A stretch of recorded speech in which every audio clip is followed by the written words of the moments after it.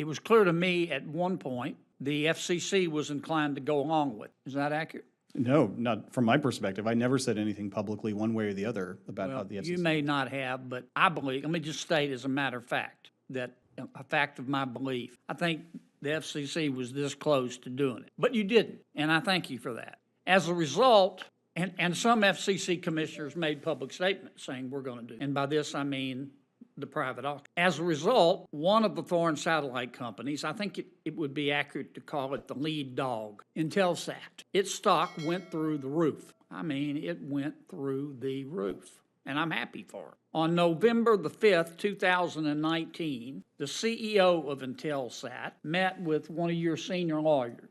December 5th, 2019. According to a lawsuit later that day, two of the biggest Intelsat shareholders sold $246 million of their own stock. Sparks fly as Senator John Kennedy grills FCC Chairman Ajit Pai in a heated exchange over a multi-billion-dollar C-band spectrum auction.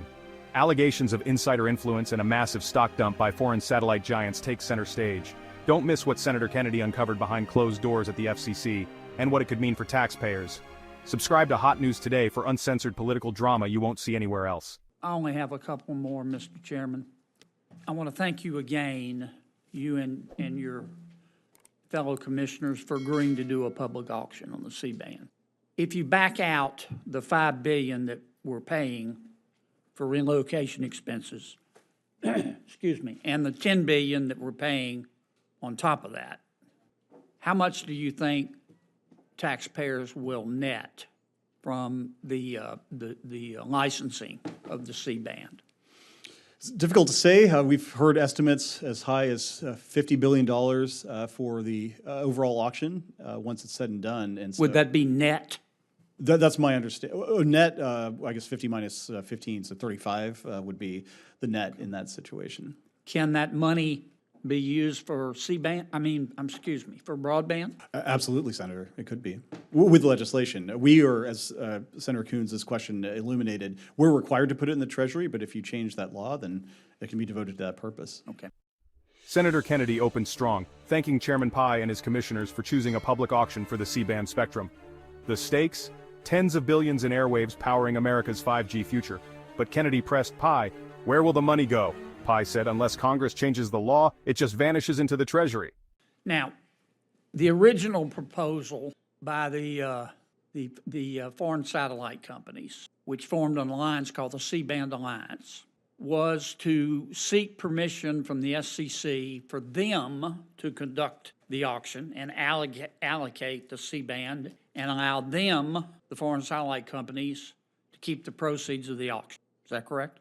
Yes, a private sale in which, they would handle that process. And it was clear to me at one point the FCC was inclined to go along with. Is that accurate? No, not from my perspective. I never said anything publicly one way or the other about how the FCC. You may not have, but I believe, let me just state as a matter of fact, that a fact of my belief, I think the FCC was this close to doing it. But you didn't, and I thank you for that. As a result, and some FCC commissioners made public statements saying we're going to do this. And by this I mean the private auction. As a result, one of the foreign satellite companies, I think it would be accurate to call it the lead dog, Intelsat, its stock went through the roof.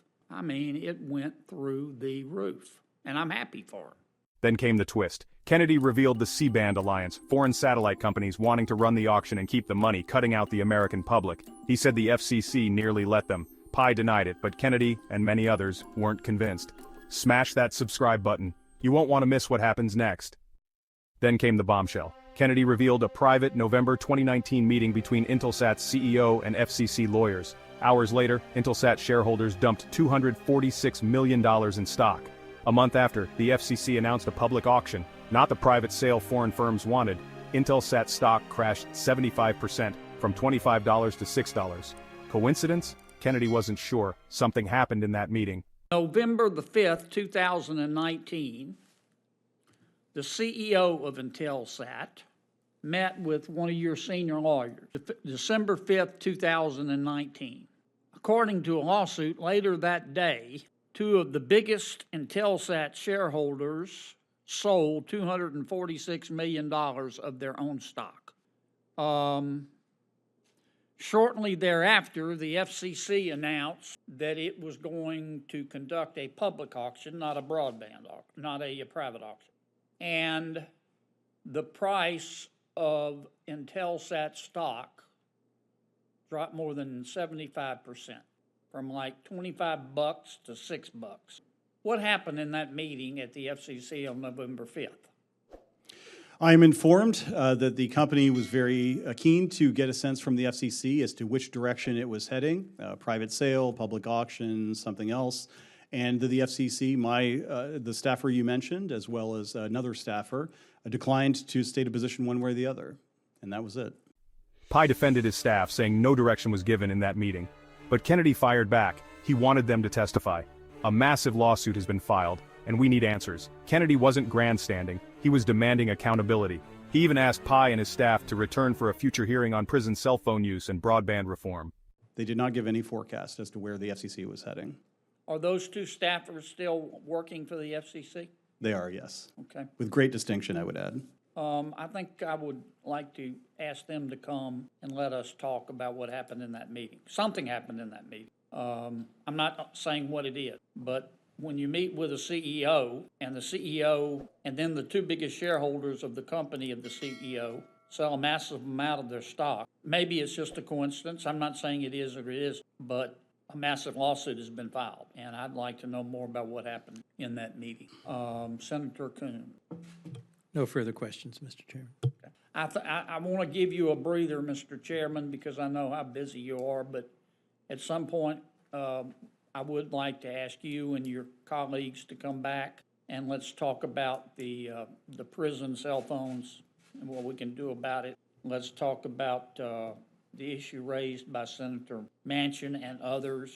And if you wouldn't mind making available your lawyers who were in that meeting, we can probably all do this in one meeting. And again, I want to thank you for your leadership, and I mean that. You're a very talented individual, and we're lucky to have you in government. If there are no further questions, Andy says I have to read this. The hearing record will remain open until next Tuesday for subcommittee members to submit any statements or questions to the witnesses for the record. The subcommittee stands in recess, subject to the call of the chair. Thanks again, AG. Senator Kennedy didn't just drop questions, he dropped landmines. Millions moved before the public knew. A secret meeting, a tanked stock, a lawsuit. The FCC's own staff may be key to uncovering the truth.